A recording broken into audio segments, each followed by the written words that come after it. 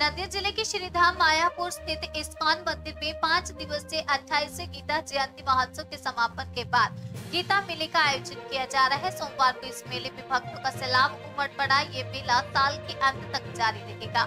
सुबह से शाम तक बड़ी संख्या में श्रद्धालुओं की भीड़ देखी गई। गीता में जीवन के सत्य, कर्म, ज्ञान और भक्ति के दर्शन की व्याख्या की गई है, जिससे यह विश्व के सबसे बड़े धर्म ग्रंथों में से एक बन गया है।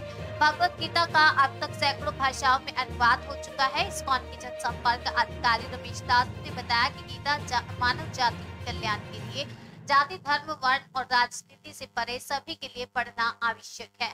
आत्मा की मुक्ति और विश्व कल्याण के लिए गीता के अमृति वचनों को पूरे विश्व में पहुंचाने के उद्देश्य से ये मेला मायापुर इस्कॉन मंदिर में आयोजित किया जा रहा है। इस्कॉन हेडक्वार्टर श्रीधाम मायापुरे गीता जयंती उत्सव 28तम उत्सव चलছে। भगवान श्रीकृष्ण कुरुक्षेत्रे रणांगने अमित बलशाली धनुर्धर अर्जुन के जे ज्ञानगर्भ কথোপকথন হয়েছিল সেইটি হচ্ছে গীতা।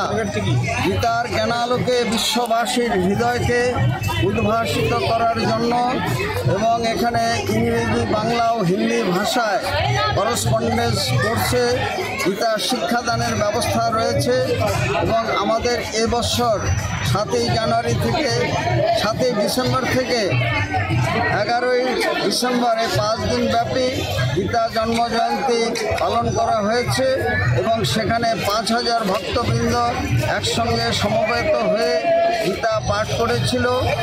শুধু তাই নয়, এই গীতা পাঠ করার ফলে যাতে মানুষের হৃদয় বিকশিত হয়, গীতা দেশ, কাল, পাত্রের ঊর্ধ্বে উঠে, জাতি, ধর্ম, বর্ণের ঊর্ধ্বে উঠে মানব জীবনের আদর্শকে শিক্ষা দেয় এবং সারা বিশ্বব্যাপী এই গীতার জ্ঞানালোক প্রসারিত এবং প্রচারিত করার জন্য আমাদের এই গীতা মেলার আয়োজন।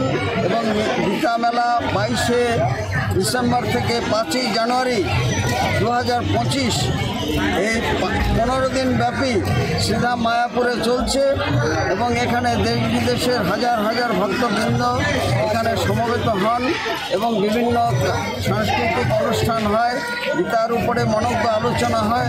সব কিছু মিলিয়ে এই গীতার প্রচার প্রসারের জন্য আমরা সচেষ্ট এবং শতাধিক ভাষায় গীতা বর্তমানে প্রচারিত, প্রসারিত এবং যারা এই গীতা মানব জীবনের একটি মূল গ্রন্থ, সেটি দেশকাল, পাত্র এবং জাতির ঊর্ধ্বে সেটি পড়ার জন্য সকলকে এবং সরকারকে অনুরোধ করছি এটি জাতীয় পাঠ্যপুস্তক হিসেবে ঘোষিত হোক এবং সমগ্র বিশ্বের মানুষ গীতার জ্ঞানে উদ্ভাসিত হয়ে তাদের মানব জীবনকে যাতে সঠিকভাবে পরিচালিত করতে পারে এবং মানব সেবার জন্য জীবনকে উৎসর্গ করতে পারে সে আবেদন রাখছি।